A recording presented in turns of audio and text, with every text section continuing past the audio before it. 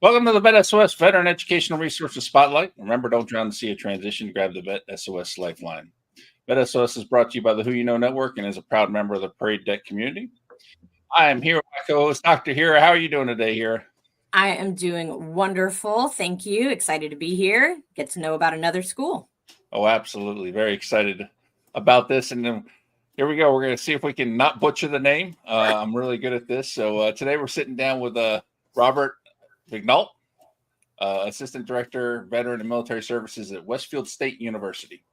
Robert's background and journey to working in higher education is long and diverse. He served in the Air Force, was a stay-at-home dad, and worked in various roles in education and veteran services on his journey to working for Westfield State University. His journey began at Holyoke Community College in 2017, managing a veteran center called The Bunker. He then transitioned to the role of school certifying official for Holyoke, followed by a dual position with Greenfield Community College.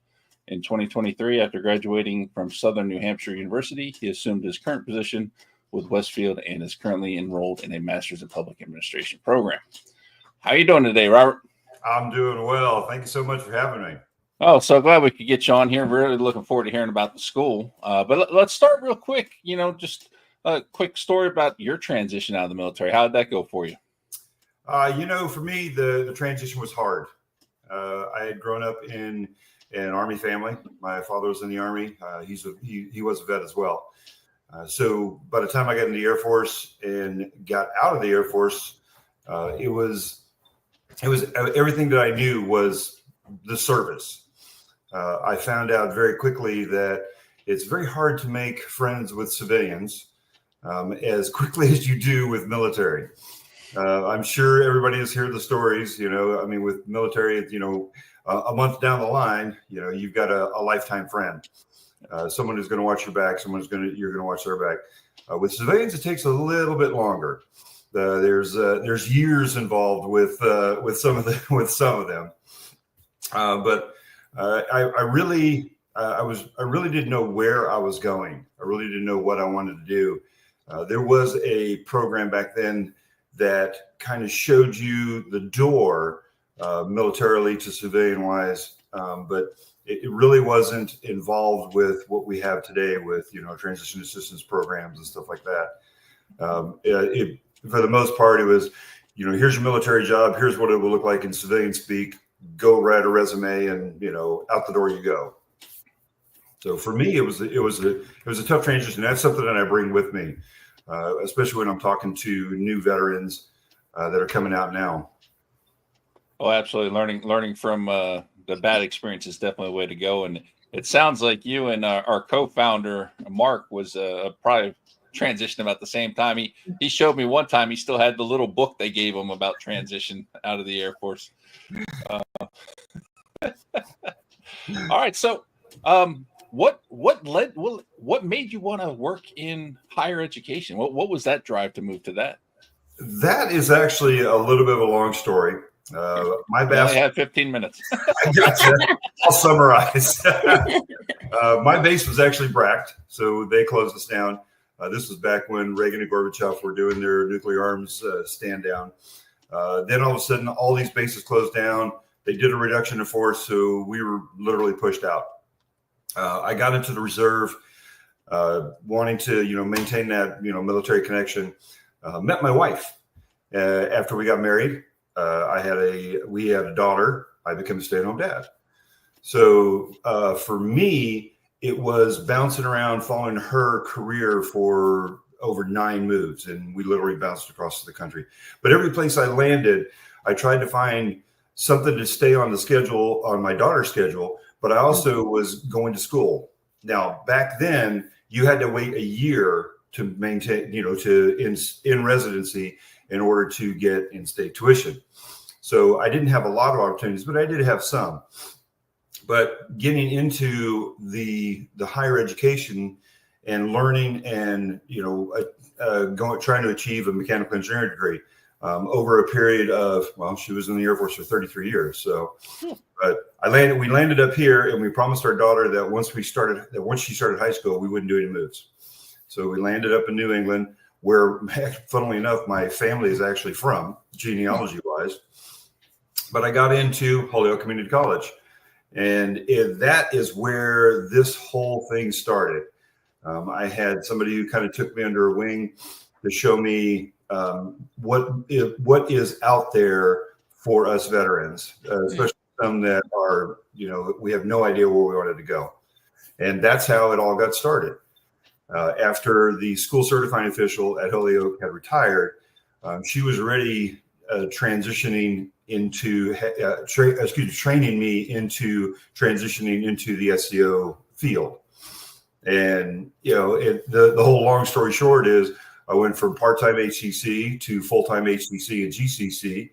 I was going to SNHU, graduated with my bachelor's degree, and literally the next day I was hired at Westfield State. I hope that was short enough for you. Yeah, love it when it all works out there, Dr. Hira. That is excellent. And I am an HCC myself. I started at Holyoke Community College. It launched me and my whole academic career. And I think the community colleges often get overlooked, but man, are they a great place to start off. So thank you for sharing about that. Now that you're at Westfield, roughly how many military connected students do you have attending the college? So we have over 200 veterans, and we have over 300 that are military connected. Wow. Excellent. And do you have a dedicated resource center or space for them on your campus where they can come and interact?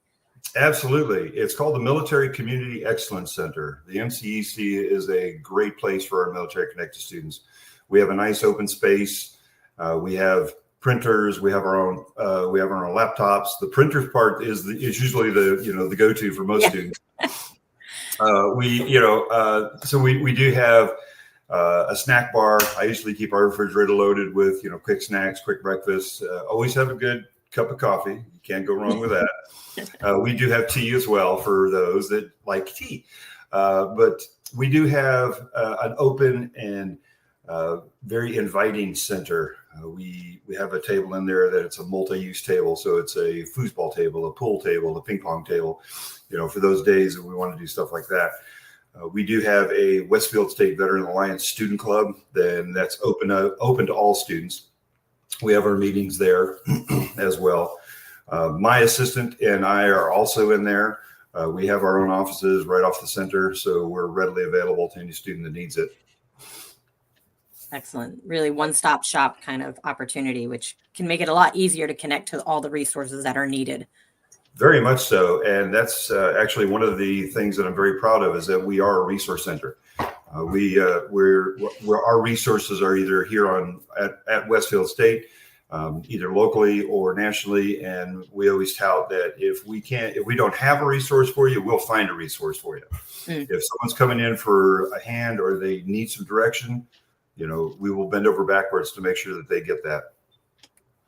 He gave me flashbacks. I completely forgot about the struggles of the printer. Every student knows that struggle, and they are always happy to find that printer that they can use. Absolutely. Especially when it's a color printer. That's the better part. Fancy. Man, that is great. So is there anything you guys do specifically for the veteran or veteran affiliated students, like in whether it be some sort of onboarding process or events throughout the year? Yeah, actually we do. My center is actually on the new student orientation route. So whenever students are coming in, whether or not they identify or not, the students will rotate through our center and we're able to, have a welcoming speech for them. Part of the tour. Yes, actually, very much so. Other departments have actually invited me over to give a presentation to their departments and their students. So we hit about 95% of the students across the board with a new student orientation. And if any of them do identify or they don't know that there's a veteran center, they do by the time they're onboarded, which is phenomenal. Mm-hmm. Definitely. That's awesome. All right. So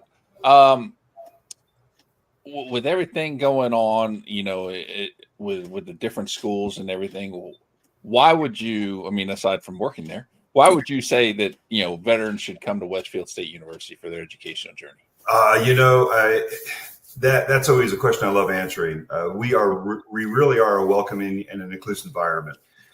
We are one of the most affordable universities in our area. We have a variety of programs. We do have five-year programs for undergraduate and graduate studies. But one of the things that I do like about our university is that we have dedicated school certifying officials. And what I mean by that is that I'm there and my assistant's there. That is our job. Our job is to be there for our military connected students, to help them transition from their military life into this university. Most schools nowadays are trying to make that a dual hat, where you have a financial aid counselor and a school certifying official. We love the fact that when somebody calls us, we're there. We can pick up the phone. We can talk to them.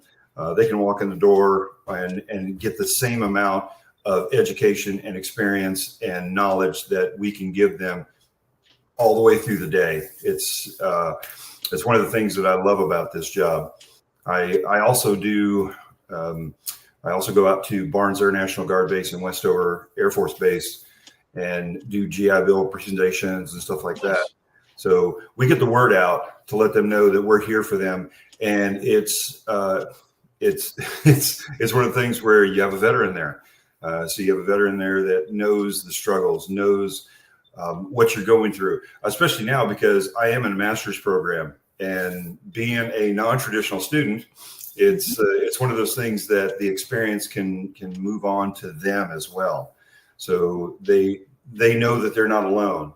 Right now I'm creating what I call the student success binder, and it's divided up in green, yellow, and red sections. Green's everything's good. Here's all the clubs. There's all the entertainment.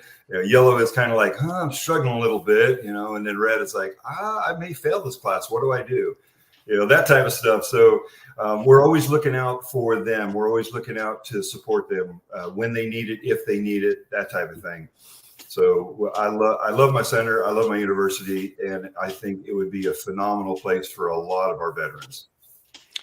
That's fantastic, because every single veteran is going to identify with the green, yellow, red.